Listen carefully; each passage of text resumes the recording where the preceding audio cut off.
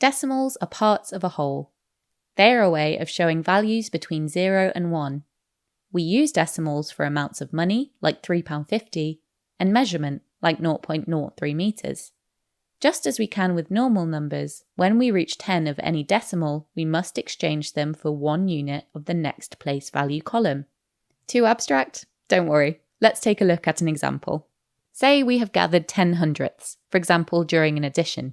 They take up a lot of space. We'd better exchange them for 1/10. We can see how this works by looking at this grid. If we split it into 100 pieces, each of the squares represents 1 hundredth. If we shade 10 of these pieces, we are representing 10 hundredths. If we compare this to a grid split into 10 equal pieces, or tenths, we would only need to colour one of the columns to get the same equivalent amount.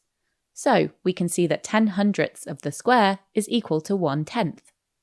Is this the case with other decimals? You bet! As we've seen, we can exchange 10 hundredths for 1/10. But we can also look at smaller numbers.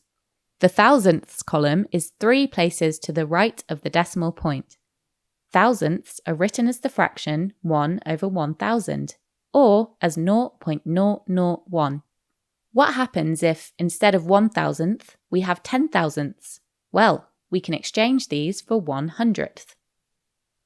We have seen that we can always exchange 10 thousandths for 1 hundredth, and 10 hundredths for 1/10.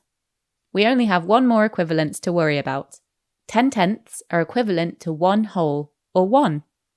We're now ready to tackle any decimal questions involving exchanges. Good luck!